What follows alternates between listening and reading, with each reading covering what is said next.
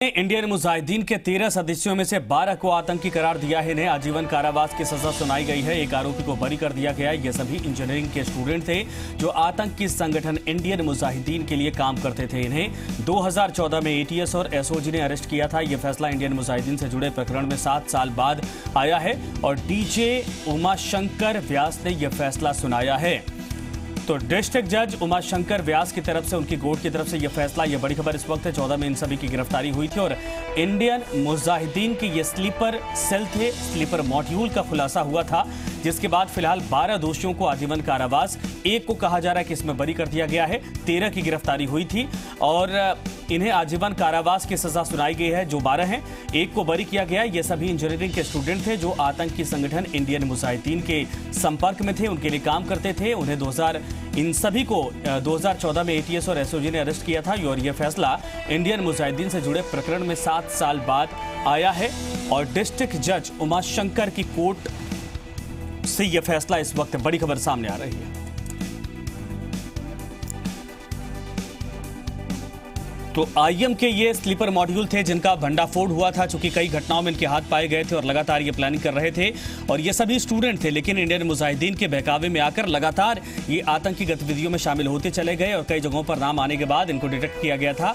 SOG की team ने इनको दबोचा था और उसके बाद एनआईए की टीम भी शामिल थी इसमें। इसके बाद जब पूछताछ हुई तो बड़े बड़े एटीएस भी साथ में थे, बड़े बड़े खुलासे हुए थे और उसके बाद तब समझ में आया कि कितने गंभीर हैं ये समाज के लिए और किस तरीके से ये पूरे देश के भीतर नेटवर्क फैला रहे थे। स्लीपर्स मौजूद एक तरह से तैयार कर रहे थे जिनके जरिए ये बड़े बड़े धमाके और आतंकी गतिविधियों को अंजाम देने की तैयारी कर रहे थे।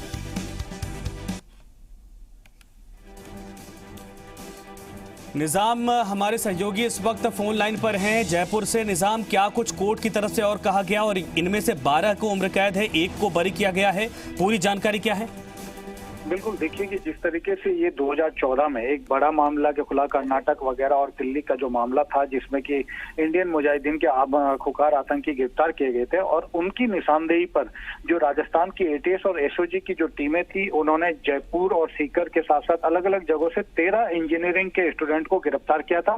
उन पे आरोप था कि उन लोगों ये एक स्लीपर सेल की तरह काम कर रहे थे इंडियन मुजाहिदीन के लिए और आने वाले वक्त में एक बड़े आतंकी साजिश को, घटना को अंजाम देने वाले थे, जिनके जो मुकाम थे जो जयपुर शहर के साथ ही अलग अलग जगह थे। इनको गिरफ्तार किया गया था। इसके बाद लगभग 7 साल तक देखिए कि इन पे मामला चला और इस बार पिछले 3 महीने से लगातार डे टू डे हियरिंग हुई और आज इस मामले में फैसला सुनाया गया है। और निजाम, लेकिन इन सबों का कनेक्शन, जितने धमाके देश के भीतर हुए थे उनमें से भी किसी में पाया गया था?